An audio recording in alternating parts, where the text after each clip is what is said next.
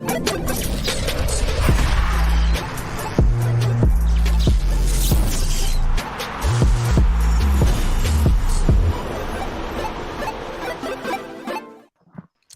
everybody. Welcome back to another episode of Pre-Match.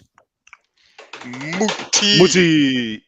Come on, gents. Let's try that again. Pre-Match. Muti. That's what it is. It's the stuff Wonga's been dishing out there all season for his Arsenal team to be in the running for Champions League, and it seems to be working. We got Selo, Lolo, Kale wishing his team was using a little bit more of the pre-match Muti. Not so much on his side, but we were all going to be talking about Man United in terms of who's going to be sitting in that hot seat at the end of the next season. If you're joining us for the first time, don't forget to like, don't forget to subscribe. If you're joining us for the second time, tell your mother. If you're joining us for the third time, don't forget to tell your brothers, uncles, sisters, friend. And if you haven't joined us ever, then I don't know, you're sleeping.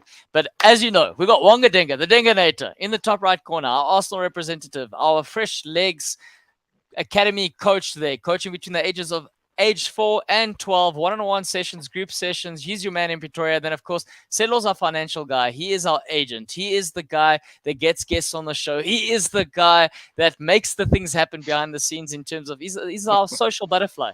So those are the gentlemen you have in the hot seats tonight. And then, of course, you got me, Claudio. And there might be something happening soon since I'm a social butterfly. But just watch out for it. We'll let you know once we finalize that. Since I'm a social butterfly, I need to live up to my name. Yeah, 100%. 100%. What up, Louis? And Louis, thank you for joining us. Our local, he's our local. Louis, you did get a goal on shirt, eh? So you did get one. No, not yet. He hasn't got it. No, he says it's in the pipeline. He's still working on it. I just need to. I spoke to Louis. Louis knows why. Okay, but we gave it to you in December, though. It was meant to be a Christmas gift. I don't know what's going on here. This is a long pipeline. Okay. Anyway, gents, alrighty. For those of you joining us, we got a couple of topics we're going to cover. Obviously, that was the introduction, but first and foremost, World Cup draw. We know internationals have been wrapped up. What are our thoughts so far? We do know it's taking place this Friday. A couple of teams still have to book their slots. I think it is who has to book their slots. It's there's 3 sides. It's the intercontinental sort of playoffs that need to take place. I think it is the intercontinental playoffs. It's Costa Rica facing New Zealand and Peru taking on UAE or Australia. So that's the one slot, and then the other one is the Ukraine one. Yeah, the European one. So, gentlemen, what are your thoughts here? What are you thinking about the teams that have qualified? What do you think about the prospects of some of the players as well competing? No, man, I think it's interesting. It's very interesting in that, yeah, man, I think on the show on Tuesday, the African qualifiers were happening. So, guys, I don't know if you guys watched the drama that was happening in the Algeria-Cameroon game. I slept after midnight because of that game. Guys, Algeria were through, celebrating, fans were crying, coach was running up and down, and then Cameroon got a free kick in the 123rd minute, and they scored from it. And the joy turned into sadness, so that's quite interesting. I know, Claudio, you said that the North African teams will do well. So yeah, 2 of them got knocked out, Egypt and Algeria, and then 2 of them made it, which is Morocco and Tunisia. So we'll see how that goes. But I think obviously the shock is Italy not making it, but every other team has kind of made it through. Costa Rica beat USA, but they needed to beat USA by a bigger margin to try and overtake them, which was quite difficult. So yeah, the Mexico, Canada, and US made it through there. But yeah, Colombia didn't make it, so your boy Luis Diaz won't be at the World Cup. That's good. I'm happy. The boys must go compete to the World Cup. They must rest for the season coming. That's what they must go do. Also, you're happy that Salah's not going. You're happy that Salah's not going. I'm happy because Salah's leaving Liverpool end of the season.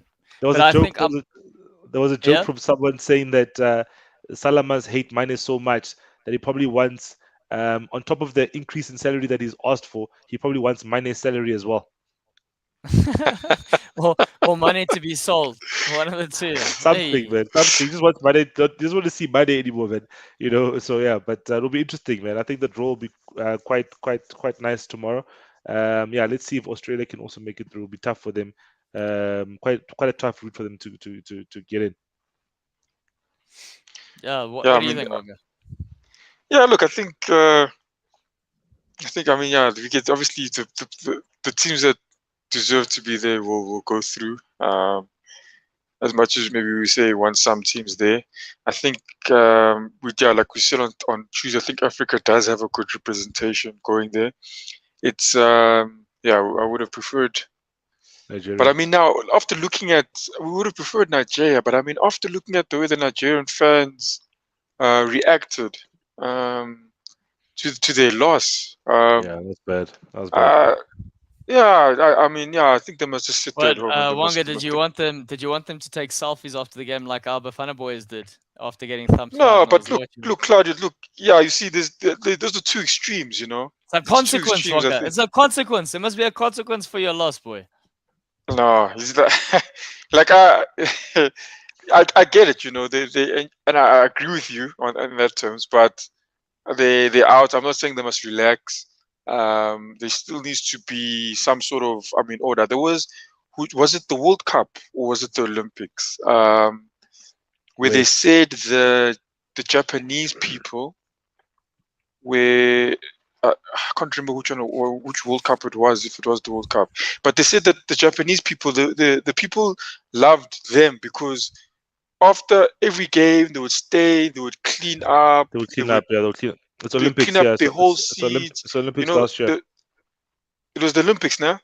Yeah, you're right. Yeah, you see, they would do all that, and it was just that people thing that they had, and they would also compete. You'd go there, and I mean the fact that they were there in the Olympics. I mean, I think that explains the fact that Yeah. they would compete. But I'm not saying Nigeria needs to go now and clean up papers and stuff. But I just think, look, it's a sport. People shouldn't be scared of their lives, man. I mean, the players shouldn't be worried about their families. I mean, in Nigeria. I mean, you heard the last time, was it who's this guy who was playing for Chelsea? John Mikel. I think his family or something got kidnapped.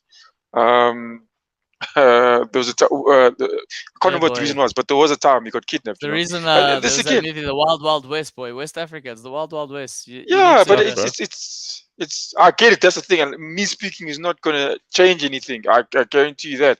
But that's ridiculous, man. These guys, they need to. I can't understand people playing okay, under those but conditions. okay, So so that Ghana was a go bad through. situation for Nigeria, though. Okay, so but in terms of the guys that have qualified, I mean, we've got what's quite interesting is we've got 5 African sides. We've only got 4 South American sides. Of course, with this intercontinental playoff, there's a possibility of having 6. Okay, but in terms No, of the ones that are left, five, Claudio. no, there's what? There's Argentina, Brazil, Ecuador, Uruguay, the 4 that have qualified, and then you've Yes, you got said Costa Rica facing. You said the potential to have 6. Yeah, so if Costa Rica beats New Zealand, No, and but Peru, that's North America. Costa Rica. Yeah, they play with Mexico and USA. Oh, so they're only 4 from South What America. was it? Yeah, So who's the 4 fifth one? guaranteed. Oh yes. 4 guaranteed, and the Yeah, fifth one guaranteed. is not guaranteed. The fifth one is a playoff with the team from Oceania. So New Zealand versus Yes. number 5. Okay. Peru. Okay. Alrighty. So And then there's 5. number 4 North and Central America plays the guys in Asia. Whoever the person, the UAE or Australia. That's what you said, yeah. Yeah. So then, who are you guys backing so far out of the sides that have qualified? Also, shout out to Pums. And yes, Ryan, it does look quite alone in the stadium because it's a pre-match. I think- Obviously, no I fans think- here, boy. I think South America will have a good shout for this World Cup. Yeah. That's what I think. I think South America. So definitely the 2 best in South America is Brazil and Argentina. They didn't lose any game in the qualifiers. They won and drew only. So I think those 2 teams will look good. I think also, being in a Middle Eastern country, that will be to their favor and to the detriment of the Europeans maybe. But guys, there's no therefore as well in football. 2014 was in Brazil, and it was won by Germany. First time ever a European country's won a World Cup outside in South America. So anything can happen. Also, Yeah, Jeds, we got Shah official saying, "Hello, guys. I'm a Barca fan. Who do you support?" I don't know if you guys want to enlighten them. I support- Shah there. Sure. You see, there's a team that I support. Wanga, show him who you support. They're sure. The guys who climbed the log. People thought they were dead and gone. But you hear, These Ladder ones, these ones, sure. climbers. They ladder climbers slowly. Some have a tighter grip. The other ones have a slipperier grip. That's all we're gonna say there. Wongo, what did you want to say from a World Cup perspective in terms of your favorites? Yeah, look, I agree with Selo on that one. But we can't rule out the guys from Europe. I mean, they are tough as well. Especially looking at the way, I don't know what or who said what to Mbappe on Tuesday, but yeah, someone definitely told him something because that guy looked like he was on a mission. But yeah, you can't rule out those guys, quality players. But I would be rooting for Senegal to go as far as possible. You know how it is with Africa, always looked, whether you like it or not, there's always that thing that, we look down upon. And yeah, I would just like it to, somehow come to an end. If they could pick it up, that would be great. But I know I'm hoping for a lot, but I think they can go far. Definitely have potential to go far. There's good players in that team. Good 11, starting 11 they have, and they can cause problems. They can. Okay, so we got Shaw saying these World Cup favorites. Shaw's a big Barcelona fan. You can see it. He's saying play the Luis tournament. Enrique, Pedri. Oh, he's Spanish, Shaw. Shaw's a huge Barcelona fan. Wow. What would you guys make of? So, do you think it's possible to see an Argentina-Portugal final? So you have a Messi like final swan song, a Messi and Ronaldo face-off. Is that something the world actually wants to see, or is that just? No, it'll be great to see. It'll be great to see. I think both teams actually have good sides. It's not like Ronaldo's carrying Portugal, and Messi's carrying Argentina. There are important players in their teams, and there's other players coming through in those teams that are adding their goals to the team. Like Lautaro Martinez scored the most goals for Argentina in the qualifiers. I think just two more than Messi. So there are those players. You've got their midfield look good. They got Martinez in goal, Emiliano Martinez, and then Portugal. Your Jotas, your Fernandes, your Bernardo Silvas, Cancelos. They actually have good sides. You know what I mean? It's just a question in Portugal's instance, Claudio. You always lambast the coach and say that the coach is never making the right decisions, right? So I think if he makes the decisions for Portugal, he's lucky he's got good players. He's lucky he's got good players. Exactly. Bailed him out. Yeah. You should have seen him at the final whistle with the playoff against North Macedonia. It looked like they had won the World Cup. He was that relieved. He was hugging people. He was giving them kisses on the cheek. He was a man that realized he overcooked the steak, and he was like, "Shit, how do I serve this dish to the rest of the Portuguese public?" That's what he was doing. Wow. And then he managed. He managed to get it across the line. He definitely needs to. He definitely needs to go after the World Cup though, and they need to start afresh with someone new. But the question is, who will that person be when the World Cup ends in December, right? So it kind of leaves coaches in limbo, where coaches that are in club management can't really put their hands up. Who would you like to take over from him in after post World Cup? But you know what it is, Silo? It's just he needs to put proper corporate vibes. He just needs to start getting his handover dossier together, keeping his structure in place. So like he does his thing. If he does, the problem is if he does really well at the World Cup, they'll keep him. That's the problem. But if he does really well, does well, it's because of the talent he has. That's the other issue. Obviously, I think the ideal position for the Portuguese job would be on Mourinho. Personally speaking, I think he must move away from club football. His time is done there, but I think it's too soon for him in his mind. But I think that's his next move, and I think everyone else, all the Portuguese would welcome it. He's not going to get criticized by anyone. Yeah. No one's going to. I think if he goes there and he does something in Portugal, wins the World Cup, or he does, people will then go back and say, yes, this is Mourinho that we know. This is, and all of a sudden you'll see the narrative that will change, I think. Although it is interesting because the players coming through the Portuguese team, the stronger ones or the younger ones. So, and we know the struggle he's had with the younger players. With that strong mentality, that strong, tough love type of mentality, which doesn't always work well the youngsters. Yeah. Well, I put out a poll with regards to the selfie thing with the Bafana question, saying, would you take a selfie after getting thumped, or would you do it because it's Pogba? And the results that came in, the ones that said yes were a certain age group. It was quite interesting. The ones that said no were all like in their late 20s, over 30s, they were Yeah. like, hell no, no, I would never do it. The young guys were like, yeah, for sure, it's Pogba. I'm definitely gonna do it. Yeah, no, it's crazy. It's crazy. It shows obviously the different levels of mentality for different age groups. You know, they looking up and like saying, you know, they don't have that, you know, that history that we have in terms of like showing pride and saying, no, man, you don't. The only thing you do is change shirts. You know, that's the only thing that you do with after a game. That's the norm. Is you go to Pogba, hey man, well done. Can I have your shirt? Cool, take mine, take mine. You go. But you even do it But behind closed doors, also, though, don't you? Behind No, but closed doors, no? the changing of shirts is obviously we see that stuff they do it. Like, you know, they But go after a and they're 5-0 like, loss, though. But a 5-0 no, but loss, you still do it behind closed doors, man. changing shirt is not bad, Claudio. Wonga, is But it bad changing shirts? yeah, no, most people they no like some people. I mean, they even give it away. Some people take off shirts, they give it away. No, it's not bad at all because like sometimes the first thing the player does is take off his shirt, you know, and whether he's pissed or not, he just gives them the shirt, and it's just Silo's right. That thing is quick and it's passing, but the taking over photos, like, That's and that's the that's a way, job. Someone has to come out of the yeah, phone and do a you know, if filter. I Hey man, just wait. I'm still choosing the right filter. Just wait, I'm choosing a so filter. Just stand still there. 1, 2, 3, go. Imagine that's what they would do. so like the way I look at it, it's like, and I agree Oh, I'm dead, with Claudia. man. That should be I'm dead. done. That should have been done. I would rather done. Well, yeah, you'd rather do that behind I'm dead, man. closed doors. I can understand why they I do have it. no shame behind closed doors. But then I'm taking, hey, it's Yeah, Pogba. Yeah, you know, I'm I pissed can off. It's, understand. it's Pogba. Okay, selfie. But you've just lost, and you just haven't lost. You've got an absolutely like, yeah, Hammered. it's just Could not have a been winning 8. mentality. It's just not a winning mentality. I think, yeah, it's what No, Bard says. I lose 5-0. I'm walking straight to the change room. I'm not even walking to the change. I'm running straight out of there, and I'm kicking one or two things on the way out. That's how pissed off I am. I mean, you've seen but me yeah, you say, see, I lose a game at indoor against some Mickey Mouse what. Doesn't even have to be a good team, and I'm pissed off. Could you imagine? Yeah, yeah.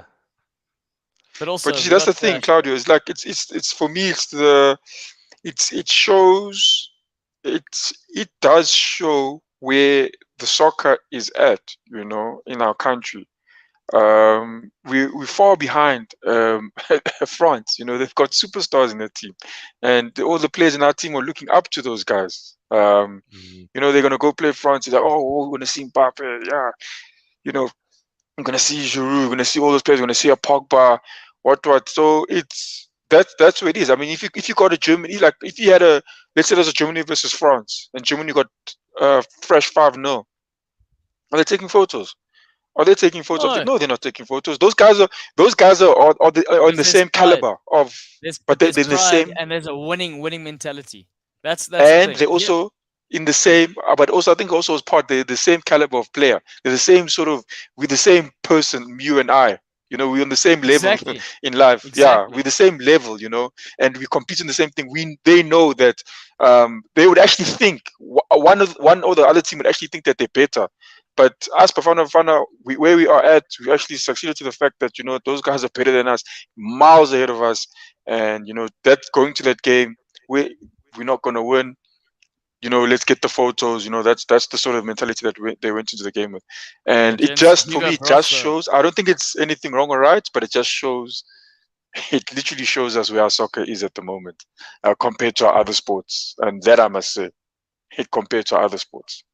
And if you Hugo Bross, then you just think it yourself. You're going, geez, this is a bit Yeah, sombering. I've got yeah, a yeah, lot yeah. of work, and there's not much you can do here. If these are the No, he tools I'm can't do working anything. with, He can't do anything.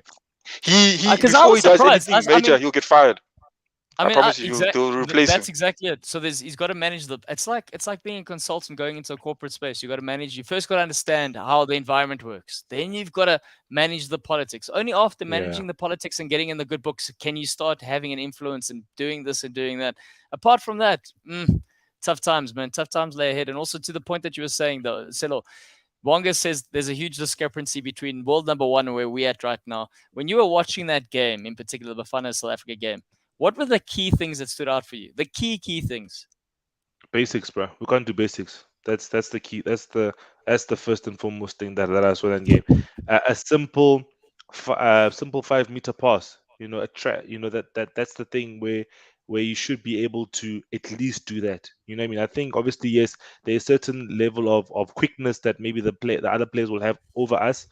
That's okay, but Just simple thing. You need to make a 5 yard pass. You need to retain the ball. You know what I mean? Ronald Williams kept us in the game. He made made about like 4 or 5 great saves where ordinarily would have went in. So I think that exposed us, and also the tactics as well. I think what Hugo Bruce should have done, right, is that he kind of didn't play some of his best players, or the players that I think we regard as being the best players in his tenure as a Bafana coach. You know what I mean? Like a Russian Deruk didn't play at centre back, which was surprising. Where Russian Deruk has been the best centre back for Bafana in recent times, and then Mashiro at the left back, he didn't play as well. He should have started. You know what I mean? And now you started with a Lyle Foster instead of starting with the Evidence Mahopa. So there's just a lot of decisions that just didn't make sense for me going into that game. Keegan Dolly should have rather started, and you could have rather used a certain team for Guinea on the previous game, and then use your best team in this game, just so we can at least say, okay, cool, he's actually put his best available team out there, and we lost 5-0. But then now comes after the game, people are like, no, but he should have started this guy, should have started this guy, because those are the guys that we're used to see him start. But yeah, the basics were just not there, and yeah, man, the level of quality when we did get into their half, we just made the wrong decisions. You know what I mean? We just made the wrong passes. Decision making was poor. No shots on target. I think we could have at least tried to test the goalkeeper at least once, but we didn't do that. So that's quite Yeah, disappointing. so that goes back to what you're saying, football basics. Yeah, Wonga. For me, I think, yeah, if you're talking basics, I think what the South African players did or do lack, I would say it's mostly cognitive, to be honest with you. If I'm watching that game, the French team looked more relaxed, only because I think there's something that they know, where to be. They know what to do. They know the runs they need to make. There was even when Mbappe, okay, I would say he was probably the one who was just playing a bit out of order in terms of the French team, because he was literally trying to do things himself, and it did work to the best of it. But you saw, Pogba comes on, doesn't make the game complicated. He's not trying to force things. He's playing things. When it's on, then he's going to try the long ball, and ends up even getting a goal. But Fana, every time we get into that final third, like Selo said, we get into the final third. Yes, players are running. I saw the one time. I can't remember what it was, but our midfielder passes the ball to the striker, and he runs right in front of him, right across him. And it's simple things like that. I think I wouldn't say simple. No. Let me not say it's simple. I think it's not simple. I think it's just things that the guys haven't trained at all. And also I don't think, maybe they also don't get enough time together as well. I don't know. That's nothing. All national teams have the same amount of time. Don't get the time, together. but Selo, like a good footballer is a good footballer. You can put him in a squad with other good footballers, and they can play. You don't have to spend you don't have to spend 2 tours and camps together or whatever it is. If you just go onto the field and you know how to play.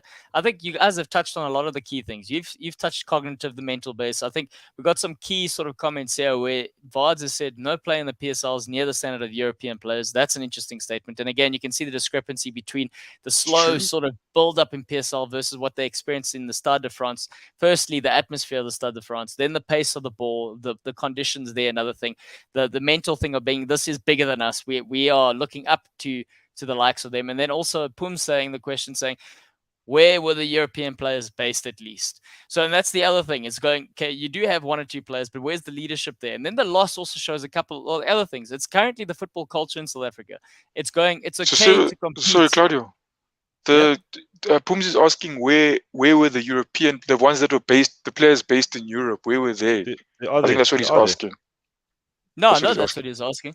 But what I'm saying is, like, regardless of whether or not they're there, it's the standard. Yeah, there were 1 or 2 there, but the thing is, regardless of that, there's a deeper sort of underlying culture here that needs to be, like, for example, if you have to go ask the general people in the public and you have to tell them they lost 5-0 to France, what would the general reaction be?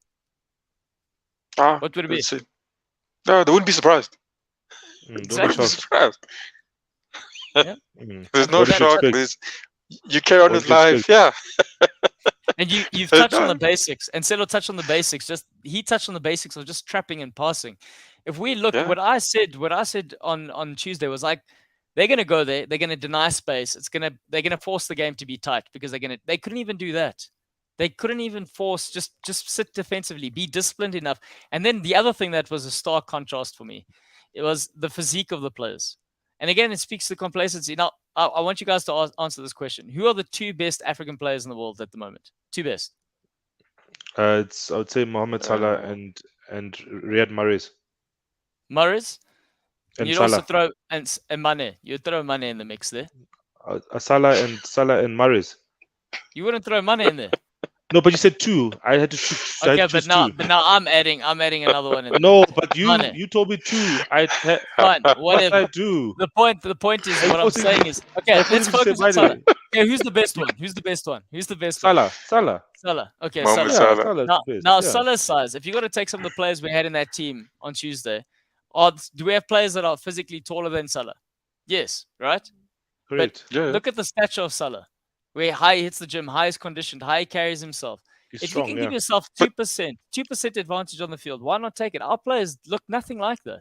And I'm telling you now, yeah, in the no, PSL, they're not conditioned to the same extent. They're not. No, 100%. I 100%. Level of professionalism. I agree with you on that to a certain extent. But I still really don't think Bafana's problem lies there in the physique. I would say that's even probably yes, it has to be at a certain level. I'm not I saying, agree but with that. Wonga, I'm not saying But I'm not saying that was the route. I mean, for example, if they knew how yeah, to just but defend properly, they wouldn't have. But I'm saying if you can give yourself physically, those players were outrunning them. They were outrunning them. They were moving into space. They were quicker. It was bad. It was I really, it thought was our players boy. were It was quicker. To be men honest versus with you, what? up front, our players were quicker. But like I said, they just No, don't know what up. to do with the Listen. ball. No, listen. Genuine. Listen. Up. No, listen. There was a nice outlet in terms of Fakhril K on the right. Right. He Yeah. gets the ball in the final third. That's not a problem if you get in the ball. But the problem is Yes. what you do with the ball. So yes, there was an That's outlet, but in that first half there was an outlet, right? But the problem was too often is that when you have that outlet, now there's no support. Also, what you do with the ball. Fakhril K sometimes was doing complicated stuff as well, and exactly. also inter pass it wasn't great. So that's why I was surprised he didn't start with players that we had seen playing regularly in the qualifiers because now Foster has been recently reintroduced into the squad. Whereas it's better if you Mhm. play Evidence Mahopa, at least he can hold up the ball. He's a strong, tall boy, and he's been playing in the qualifiers consistently. Okay, cool. Kongwan as well on the left hand side. But then, yeah, man, it's just weird, man. It's also some of the selections don't make sense for me is that he says he doesn't want to pick players above the age of 30, right? But then now he picks Monare and then he picks Lala K. You know what I mean? A 32-year-old and a 31-year-old. But then you're not even picking the best 30-year-olds in the PSL, you know? What's his Temba Zwan is 32 years old and he's probably the best 32-year-old. Jali's 31. He's still playing well in the midfield, but you're picking the Yeah. wrong old people. You know what I mean? If you're picking old people, at least pick the right old people. You know that's also like it's very confusing from the coach, man. I don't know what he's thinking.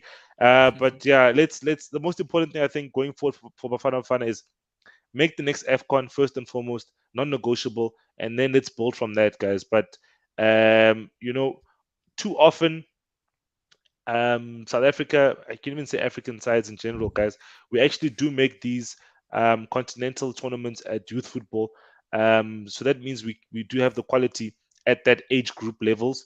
But then just from there on, what then happens is that There we is a get those. discrepancy. There is a Yeah, discrepancy in that though, in terms of yes. going when they look at the IDs.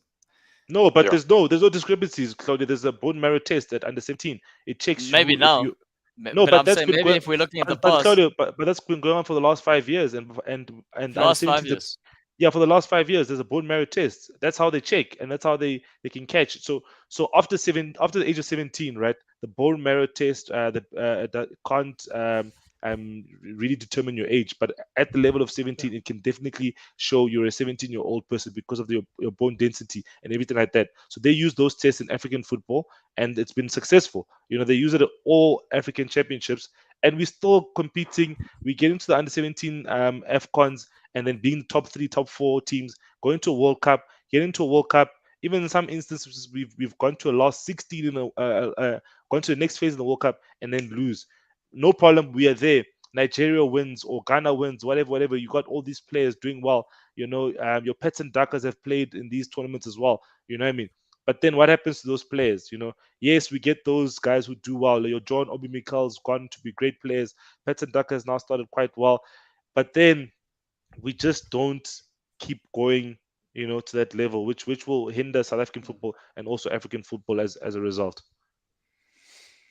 Yep. On that note, we're going to move over because we're going to talk about Arsenal's real team, the main team at Arsenal. And we've got Women's Champions League, the one that actually plays in the Champions League football. So we've got Women's Champions League quarterfinals. Joining them next year. What are you joining them? This is your team. You should be happy. Scores currently. What is the score? They're losing.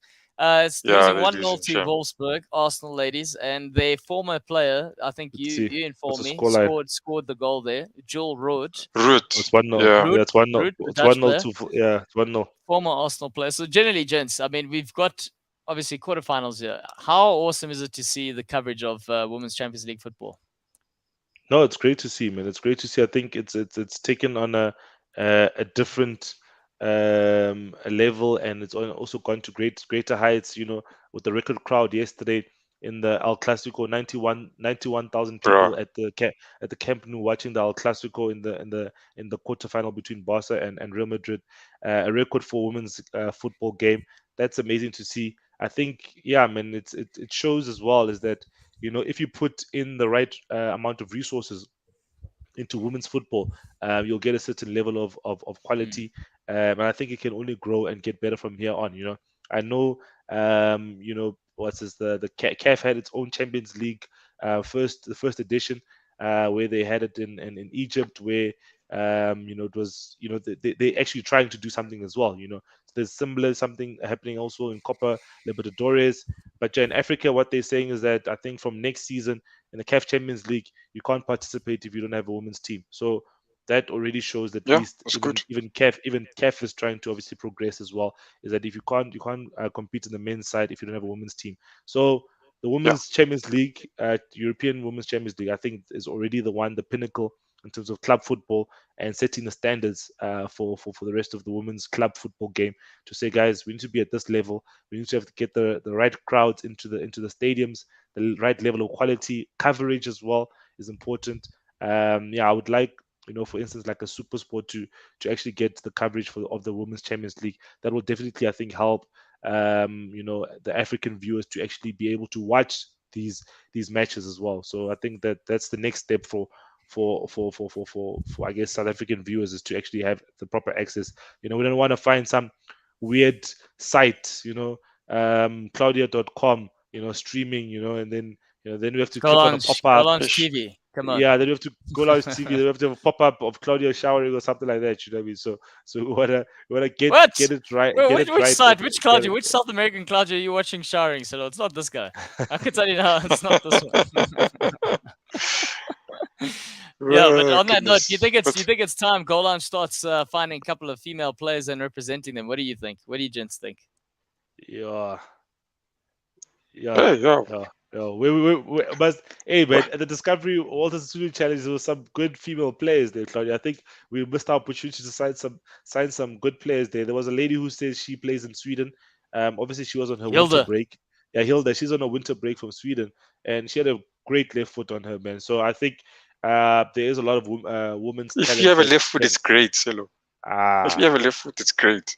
That's all it equals, gents. Your left foot is great. You guys, that's the wrong thing. No, she was good. No, she was good, bro. This flew, man. She was left foot bias coming in on the show, coming in hot. Wow. But if it's a left foot, it's great. That's it. There's nothing. He's just saying it. No, he's saying it because he's a left footer. That's what he's saying. I know, and I hate. You must watch these women matches. The funny thing, I saw this. I was watching the Madrid and Barcelona highlights. The Madrid lady scored from the halfway line. Left foot. Was it left footer? I'm sure it was. But it was. It was close. Let's say between. I would say quarter of the field. Let's say 20. if it's 100 meters, it is 25 meters out. But I think it could have been, I say close to 40 meters out. She hit it over the key, and she looked up, sees the keeper for line, and he hits a rocket in the net. I was like, no, it was a good game, good goals, and yeah, I think these competitions for the women are, especially now, obviously the Champions League, a big competition. No, it's definitely a plus. I think yes, they still have a long way to go in terms of competitiveness. Because you're looking at, the Champions League, yes, you're going to get the best teams competing there, which is great. You get an Arsenal's doing well in the league. Wolfsburg is strong. Pardon? All the best Americans are they're just flocking to the European clubs. I mean, right now, that's how Arsenal it is. Have Tobin, what's her name? Toby Heath, or how do you pronounce the name? Tobin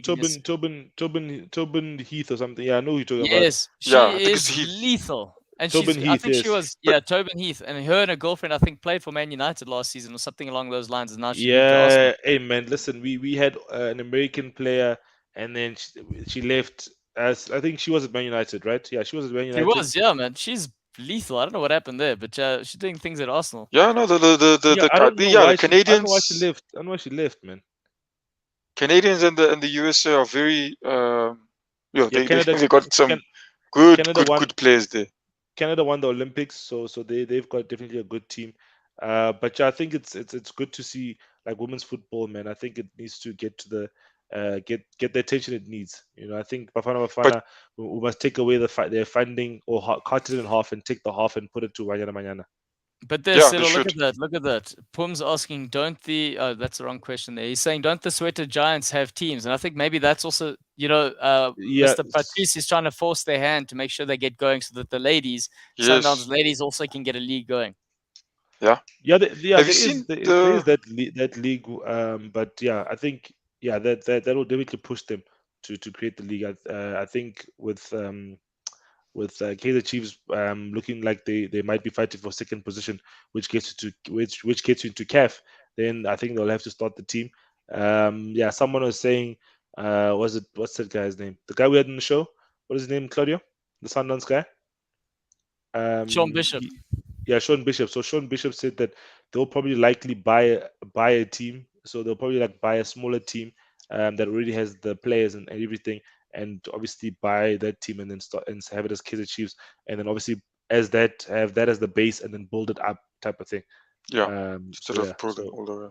Instead of starting from scratch. Buying players. Like the opportunity. I mean, it would be nice. I don't know if you have any women watching the show that are interested in soccer, but I mean, if you're a girl, Go join Fresh Legs. Wonga coaches all. If you're a girl, 10, 11, 12, the opportunity. Like I'm being serious. Even if you're a girl who's 10, 11, 12, and you wanting to play soccer, the opportunity is huge. It's far. I think you have a far better opportunity than. Not that I think. It's true that you have a better opportunity. The women are in a better position than the males. Let me put it like that.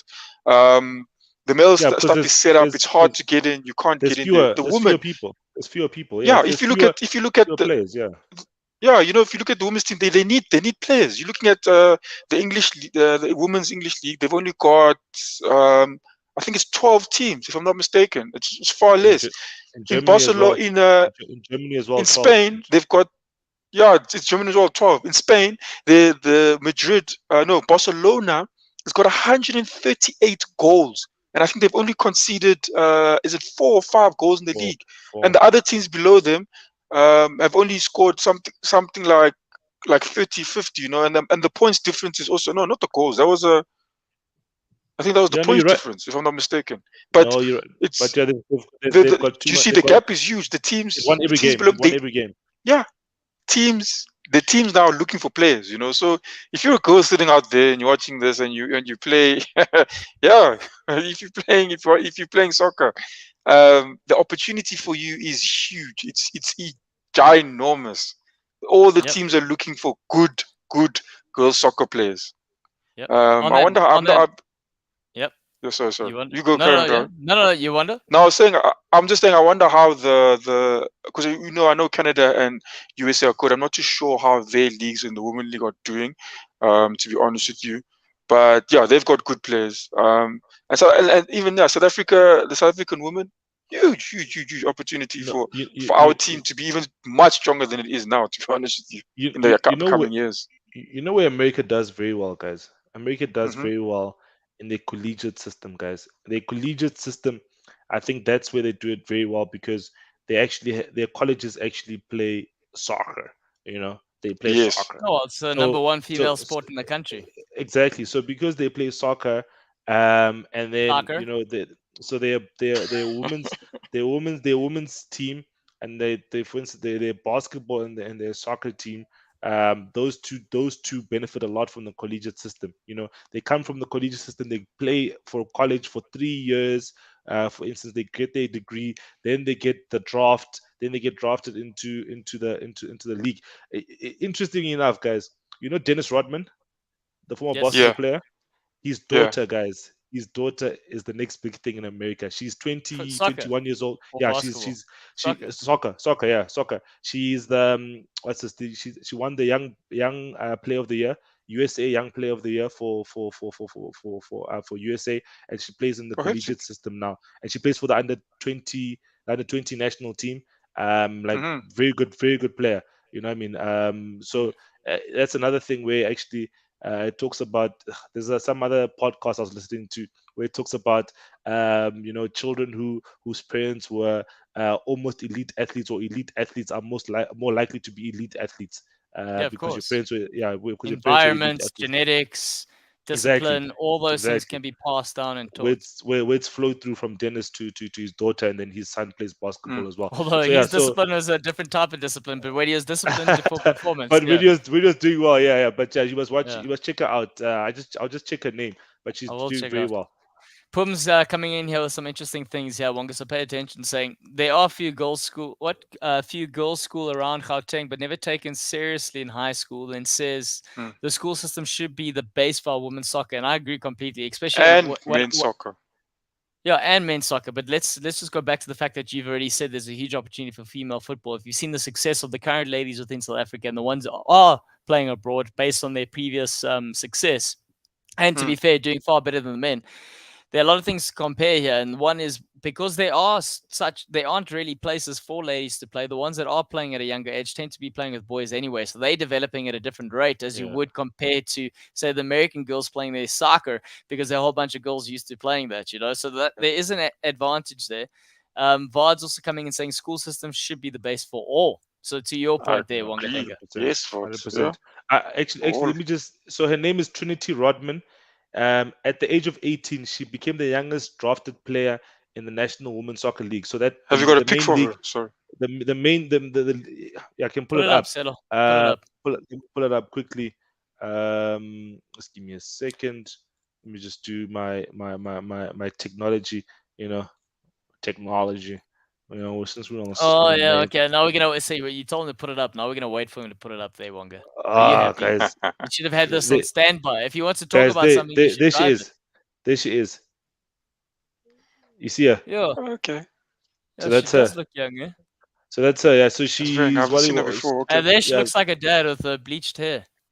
Wait, this one.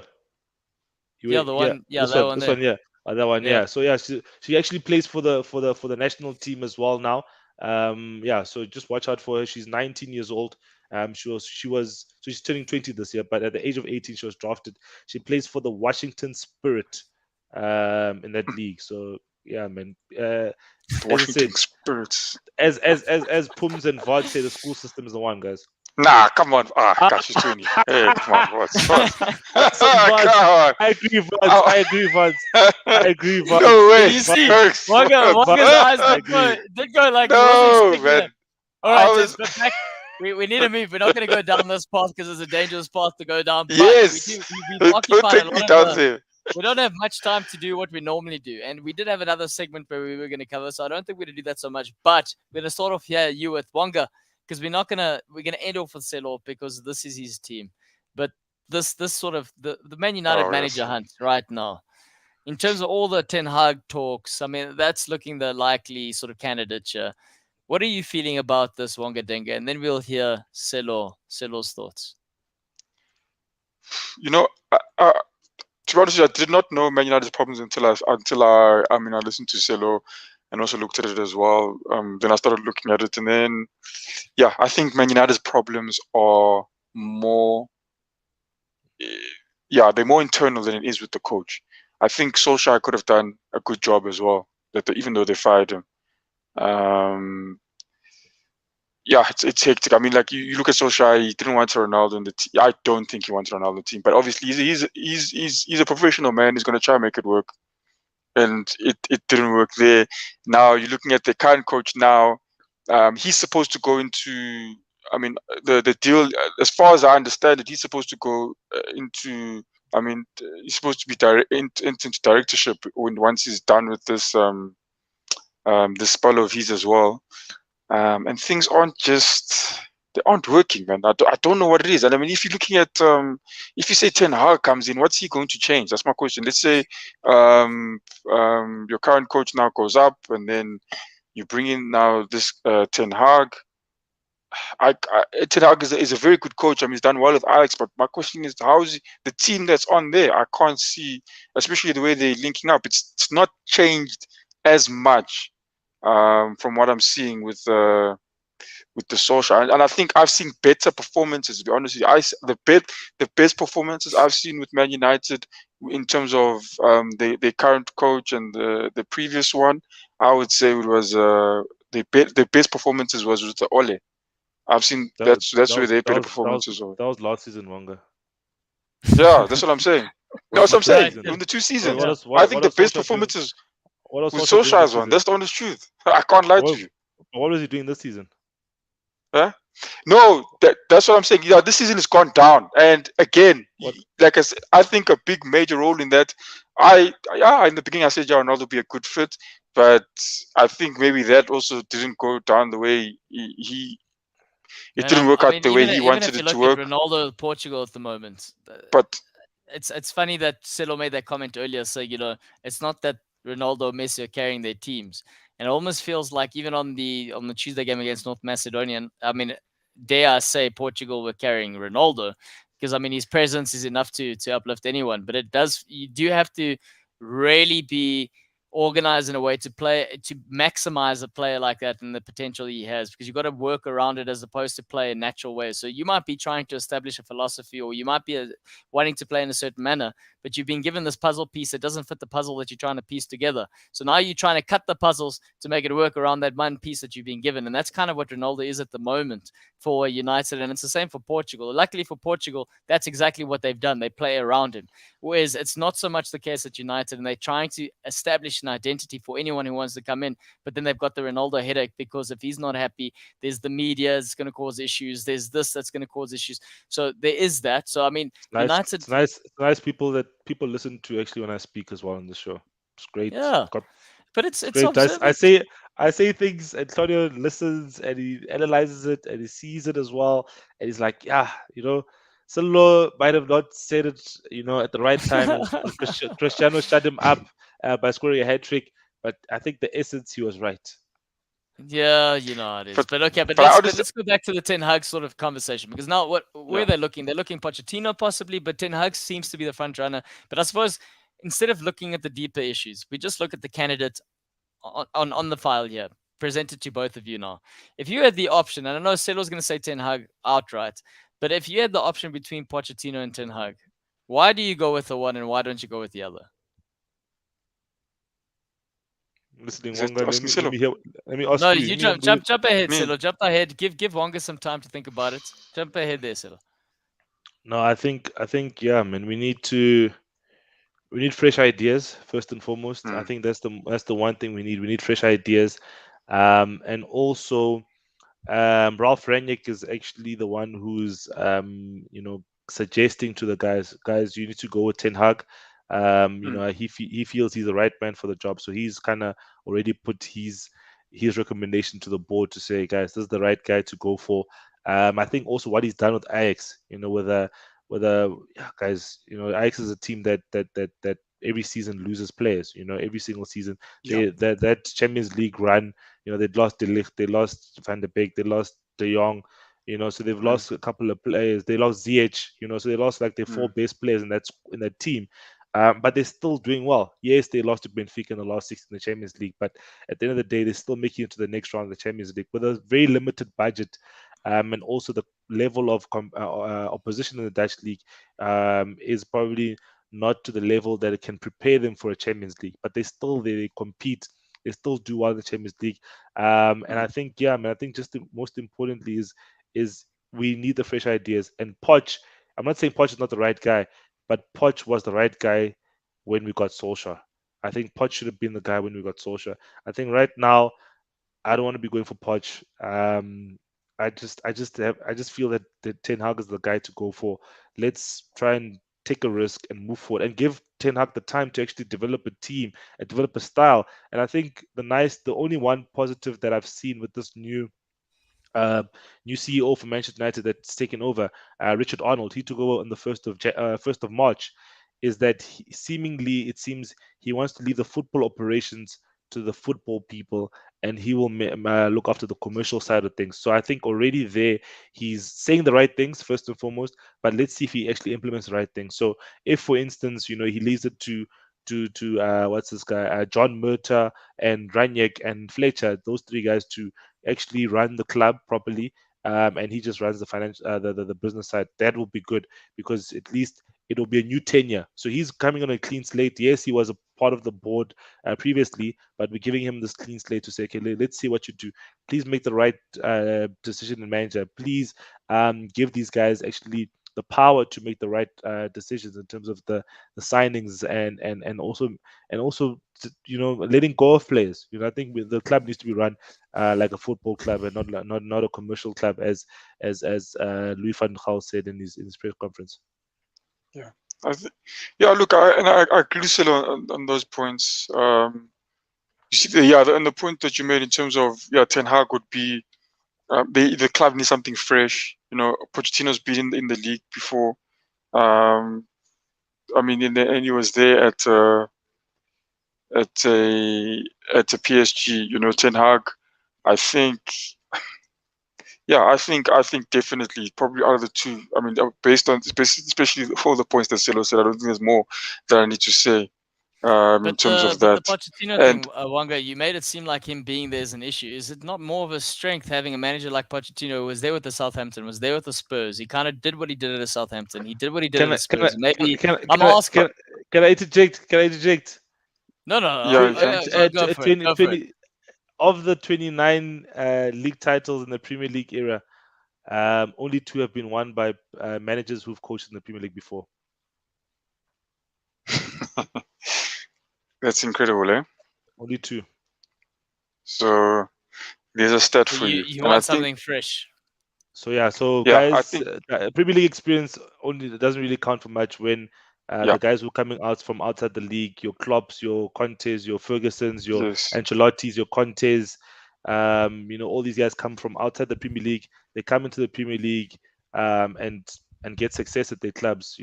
So yeah, I think yes, he has had But how previous many? success. But okay. But in terms of so yeah, I hear what you're saying from that perspective. But if we're looking at Pochettino going to Man United, and say they do back him, say Man United now, whoever has to come in, whether it's a Ten Hag or whoever they bring in, they have to back this manager 100%. Whether it's in the transfer market and So, philosophy, all those things. So if a Pochettino who hasn't had that previously, like, do you think that would not be beneficial for him? So, like, in order to have the finances and go after the players that he wants, as opposed to working with what he has.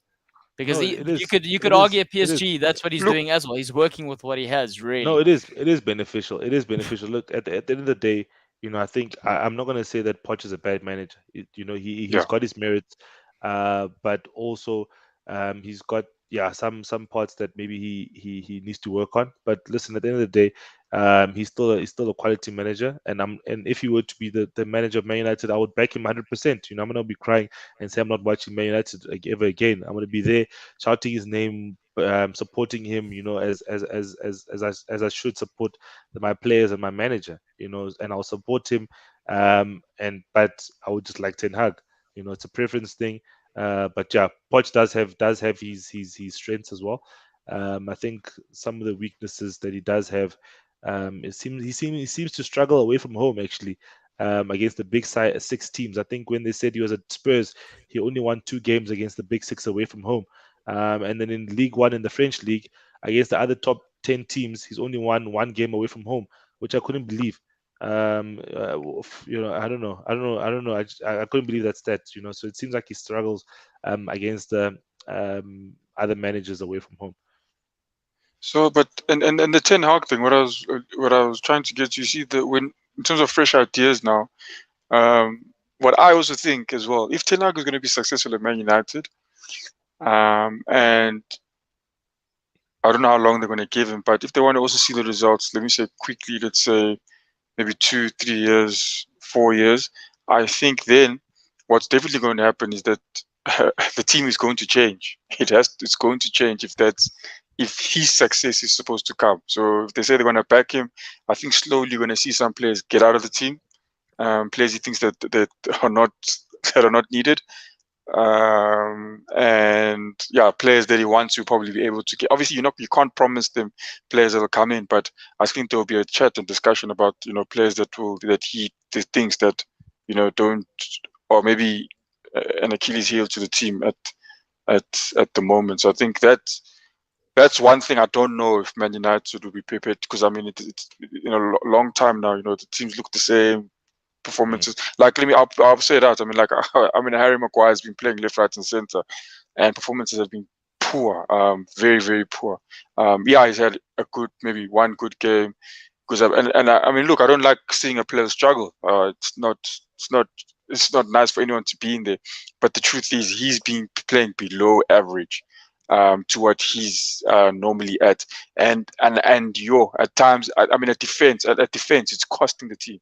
So you ask yourself, would Ten Hag be able to have the right to say, hey, sit on the bench, and he's your captain as well, which makes it difficult as well. So that's the sort of thing I'm thinking now when I think of. But that's the nice thing with the new manager; he's starting a clean slate. Does he? That's the thing. Like with media now and with everything, it's not that these managers are coming there blindfolded, that they haven't seen. They might see something different behind closed doors, but they come in with the perception of who they think you are already. So you got to shake that off. But just to wrap this sort of conversation up from that perspective, yep, we got Ryan saying Ten Hag get some time, he will probably do well. And again, let's go back to that point there where Settle said, okay, cool. The new man he's coming in from a directive perspective. He's going to focus on marketing. He's going to let the football people do the football thing and support it. And at the end of the day, United is a club with the fan base, with the resources. So the right ingredients are there. They just need to let it be run that way. So if Ten Hag is the right man and the personality, and I think that's probably what's been lacking since Ferguson left, is someone to actually sit in that seat and own that seat and have the personality to go, you know what? This seat was made for me and I'm fit to rule this sort of kingdom, so to speak. And if that gets done, then anyone will be successful there. But those sort of distinctions need to be clear. And I think that's the bottom line here from a Man United perspective. Gents, we didn't get much time to talk about the actual Premier League game. So let's give quick fire in terms of what we think about score predictions. Yep. So we're going to go first game of the Premier League is the Liverpool-Watford game. What are the predictions there, gentlemen? Wonga, Selo, let's hear it. It's going to be a tough one for Liverpool, 1-1. Watford are fighting. It's a wounded Buffalo. 3-1 to Liverpool. I don't know what Wanga's saying. 3-1 to Liverpool. Yeah, no. Wanga's playing games there. Wanga is playing the biggest. Come Tuesday. Yeah, no. I'm not playing games there. Liverpool are going to come. They do the business. Salah's going to be an injured animal there after this World Cup, and he's really going to go out there and try and show the world golden boots and do what he can to destroy this Watford side. And he likes scoring against the smaller teams, and they're playing at Anfield. So 3-1. I'm in agreement with Celo. Burnley, Man City. What possibility for an upset here, gents? I mean, Burnley fighting for their lives. Oh, that's shocking for you, Wonga. But the Watford game, you come out. Yeah? How's that? You asked the question in the first one. Watford are going to go to Anfield and cause an upset, but Burnley holding Man City is not surprised. Is a surprise. But you never asked the question in the first one. Wow. And I asked the question in this one. That sounds like That's why I said It's you, not me. What do you think there, Wonga? What do you think there? No, but it will be a rough one. It will be a rough one for those guys. I would say 1-0 to Man City. It's not going to be an easy run. Guys, I don't think so. Everyone is Everyone is fighting. Yo, Yeah, I think it's going to be a 2-0 victory to City. Yeah, I'm gonna go 3-0. City will walk the park there. Let's see what we hey, got in the. guys are gonna be surprised. Boom saying 1-1. Boom saying 1-1. That might be big. Could be. Say they drop points and Liverpool get the points against Watford. Then then the psychology changes because Liverpool push on, go ahead, and then they have to go to the Etihad. Then Liverpool argue, you could say, play for a draw as opposed to pushing for the win. So that's going to be an interesting dynamic if that happens. Doubt it, but if it happens, booms. Chelsea versus Brentford. I think this is also interesting. I think fixture. the sanctioned team have been playing very well since they've been sanctioned. So I think the sanctioned team will continue to win. They'll win 2-0. They'll win 2-0 at home. I need them to lose, man. I need them to lose. We on them hot. Christian Eriksen scored on his comeback at Denmark there. Nice one. Within a couple of minutes. No, but bang. Fairy tale. I agree, Sela. I think it's going to be a 3-0, to be honest with you. Do they even have a stadium to play in? Gents, Lukaku's trying to go back to Inter. I don't know if all is well there. I mean, sanctions. I know sanctions he are saw doing this well. coming. They're doing well. Yeah. Lukaku saw this coming, guys. You must give him credit for that. Saw all of this before everyone. Yeah, I'm going to go Chelsea routine victory 2-0 win there. Man United versus Leicester at home, Old Trafford. And Leicester's just picked up form, man. Leicester's just started to pick up form. Man United need this win. I'll say 2-2. I say 2-1 to Man United. Yeah, I think Bruno Fernandes is going to get on the score sheet, carry his international form through, and they'll get I think 2-goal margin, maybe even 3-1. I reckon. Who knows? Harry Maguire got beat by the English side. He's going to go back at Old Trafford, look for some support. Let's see. Score a header and go. Score a header. Prove the guys slap wrong. Slap head. We've missed the slaphead himself. You see, Pums says Chelsea will win 3-1 against a startup team. Yeah, easy one for Pums there to say, Mr. Chelsea himself. Then we've got Spurs versus Newcastle. Arguably an interesting fixture for Spurs. Hosting a Newcastle that they lost their last 2 games. Feeling good. 1-1 draw. I think that's a very good result. That's on the cards. 1-1, guys. I said 2-1 win to Newcastle. Newcastle been unlucky to Newcastle to beat Spurs. How does that? Newcastle to beat Spurs. But how does that work out? So explain it to me. If you got to do like one of those preview games, how does that game play out for Newcastle to win 2-1? I mean, the same way they played the other games. Those guys, they're not playing the same way they played. I don't know. Trippier's gone for the whole season. But Ryan agrees with you, by the way. Yep. No, they've been playing very well. The last few games, even the game that they've lost, they've been playing very well. And I think they can shock a Tottenham who's also up and down. That's why I think they could win. If it was I'd be 100% sure if they were playing at St. James, but I think the fact they're playing away, but I still think they'll give it all they've got. I mean, they came close to beating a Chelsea. They'll do the business, I think. Yeah, a draw or a win for them. I agree. All right. I agree. I said 1-1. Yeah. 1-1. I think, I think it's going to be a draw there. So that's what I'm also going to say. Maybe let's go 2-2. Harry Kane get some goals there. Gents, the big one. Now, we're going to start with the seller. We're not going to talk about Wonga Dengue. Who cares about Arsenal fans? But let's see. Crystal Palace. Sorry, I said Chelsea. I saw the C. Crystal Palace versus Arsenal. Come on. Yeah. Let's hear Listen, Wonga doesn't remember. I don't know if Wonga remembers this, but I said to Wonga that first round game at the Emirates, they were lucky to win against Palace. So this is payback for Palace. Mm-hmm. Palace to win 2-1 against Arsenal. We're not the same team. Patrick Vieira, just been put in the Premier League Hall of Fame, is doing the things at Crystal Palace. We know he's the future Arsenal manager. FA Cup semi-final. So if this happens, Man United can close their gap on Arsenal 1 point there, Wonga Denga. Yeah. Because Arsenal, we are hot. We're chasing Chelsea. We're not looking behind us here. Crystal Palace, good team, good form. I think they've done well this season, but Vieira won't take it over Arsenal. There's no ways. I say Arsenal to win 3-0. So if you want to look, I know you Opta Wonga, right, or Opta Denga, whatever you prefer being called. If we're looking at Never- stats, and this is how I'm going to skew the stats. I'm going to skew the stats here because Arsenal have played 5 games. They've won 4. They've lost 1. Okay. Mm-hmm. You've got Crystal Palace have played 5 games and they've been unbeaten in 4. So they've won 2, drawn 2. So they've only lost 1 in the 5, similar to Arsenal. But the difference is the ones that they've won were away from home, and the ones that they drew were at home. So if you're just basing it on the pattern or the trend there, I'm going to say a draw. Vieira's going to go there. He's not going to let Arteta pull one over him. Future Arsenal manager. Future Arsenal manager. That club is pumping, man. That they got 3 players that just played for England. Jordan Ayew just qualified for the World Cup. Sheikh Kouyaté for Senegal also just qualified for the World Cup, guys. There's just some nice energy going on in that club, guys. I wouldn't mind being a Palace fan this weekend at Selhurst Park and just jumping up and jumping up and down, making a raucous noise there. The Gunners are going to lose. That crowd can get on top of you there. Because it was us to They're on lose. you. It needs us to lose. Hey, guys, we are going to win this game. No, Wonga, but Wonga, I've always been on Palace's side, bro. I've never like when Palace is playing, I always say Palace. I give favorable predictions for Palace, man, because Palace have shown they beat Man City, guys. So, it's possible.